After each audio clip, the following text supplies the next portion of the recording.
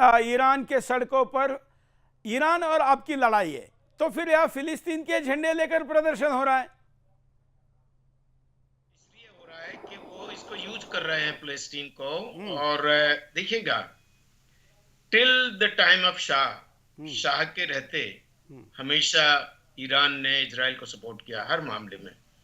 और जो रिस्पेक्ट उस समय यहूदियों का ईरान में था, हम्म। वो आज नहीं है। इनके आने के बाद इनका पहला एजेंडा इन्होंने ये बनाया कि इजराइल को दुनिया के नक्शे से हटा दिया जाए। ना ये हॉलोकॉस्ट को मानते हैं, हम्म। और इनका जो न्यूक्लियर जो वेपन की जो तैयारी इनकी चल रही है, आप लोग सही कह रहे हैं, सब लोग सारी दुनिया जानती है कि जिस दिन ये बन जाएगा, वो पहला टारगेट इनका इजराइल रहेगा। हम्म। ये इनका इस्लाम है, ये इनकी कुरान में और हदीसों में लिखा हुआ है। और इनका जो हमास का जो चार्टर है, उसमें नंबर 7 आर्टिकल है, उसमें लिखा हुआ है क्लियरली कि ओ बिलीवर, एक दिन ऐसा आएगा, कयामत का दिन जब तक नहीं आएगा, जब तक कि ये बिलीवर्स मतलब मुस्लिम यहूदियों को नहीं मारेंगे। और वो समय ऐसा भी आएगा कि जब मुसलमान यहूदियों के पीछे रहेंगे, तो यहूदी पत्थरों के और पेड़ों के पीछे छुपाएंगे, और वो पत्थर और पेड़ पे वो पत्थर ये कहेंगे कि ओ बिलीवर, इधर आ, यहूदी हमारे पीछे छुपा हुआ है और उसको मार। तो ये जो इनका जो एजेंडा है ईरान का, कि इजराइल को पूरी दुनिया के नक्शे से खत्म करना है। इनफैक्ट सारे इस्लाम का यही आइडिया है कि यहूदी इस दुनिया में रहना नहीं चाहिए। तो ये है, अब इसमें ये यहूदियों को खत्म करने की लड़ाई लड़ रहे हैं, और इजराइल जो है ना, वो सर्वाइवल की लड़ाई लड़ रहा है। और पैलेस्टीनियंस को ये यूज कर रहे हैं। और देखिएगा, अगर आप देखो, आप इनके अगर फिरकेबाजी की अगर आप स्टडी करोगे, तो शिया और सुन्नी जो है ना, वो डेड अगेंस्ट ईच अदर, वो एक दूसरे को मारते हैं। कितने देखिएगा, कितनी शिया मस्जिदों में पाकिस्तान में और अपने इनके देशों में ये अटैक करते हैं, और वहां पे नमाज पढ़ने वाले लोगों को बम से उड़ा देते हैं।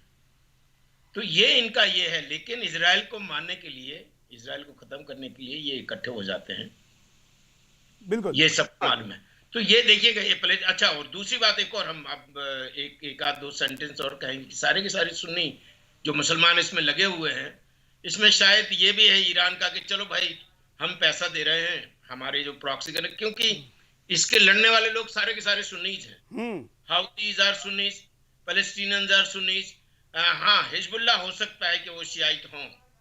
तो इनका मतलब ये है कि चलो ठीक है, पैसा हमारा जा रहा है, सुन्नीज मर रहे हैं, तो चलो ठीक है। तो ये पैलेस्टीनियंस और पैलेस्टीनियंस बेचारे, इनकी एक अलग आप रख सकते हो एक डिस्कशन इसके ऊपर। बहुत बदकिस्मत लोग हैं, बहुत ही ज्यादा बदकिस्मत लोग हैं, क्योंकि पैलेस्टीनियंस का कोई मामला ही नहीं है अगर ये अच्छे से रहें। आप देखिएगा, इनके पास अरबों कितना पैसा है इनके पास। अगर ये पैसा वो अपने आप के लिए, अपनी पॉपुलेशन के ऊपर, अपने एजुकेशन, मेडिसिन और उसको अगर लगाएं, तो गाजा, वेस्ट बैंक, इतना इजराइल को हरा देंगे स्टैंडर्ड ऑफ लाइफ में, हम्म। Living of standard of living में। हम्म। इजराइल से 10 गुना आगे चले जाएंगे। इनके पास इतना पैसा है, लेकिन इस पैसे को वो किस तरह से यूज करते हैं कि हमें इजराइल को खत्म करना है, बस। और अपने और इसी की परिवार भी वजह से, खत्म कर दिए, अपना स्वत क्षेत्र भी खत्म कर दिया, सब कुछ खत्म हो गए। हाँ, वो अब देखिएगा, आप किसी के कब्रों के ऊपर महल नहीं बना सकते हैं। हाँ। आप दूसरों को मारने के प्रयत्न करेंगे और करेंगे, तो पहले आप भी मिट जाओ। ये लॉ ऑफ नेचर है, this is the law of nature. आप किसी को मारने की कोशिश करोगे, वो मेडिसिन आपके पास भी, आपको भी एक दिन वो लेना पड़ेगी, आप भी खत्म हो जाओगे। तो बिल्कुल। ये जो है ना, इनका ये पैलेस्टीनियंस आर यूज्ड पॉन है, ये पॉन्स हैं। और इनकी अक्ल में है ही नहीं है इनको, क्योंकि इनका तो ये जो कुरान और हदीस भरी रहती जिसके दिमाग में, वो सिर्फ कई लोग तो ये कहते हैं कि इनसे अच्छे तो जानवरों में दया होती है। ये इतने खतरनाक हो जाते हैं, ये कुरान और उसकी वजह से इस्लाम इतना खतरनाक है। ये सारी दुनिया इसकी वजह से परेशान है, सारी दुनिया इसकी वजह से परेशान है। आप कहीं भी ले लो, यूरोप ले लो, अमेरिका ले लो, भारत ले लो, और उनकी अपनी खुद की कंट्रीज में वो सुख से नहीं रहते। तो ये ईरान का ये एजेंडा है। अभी अब आप सामने आमने लड़ाई हो रही है, अभी देखो क्या होता है।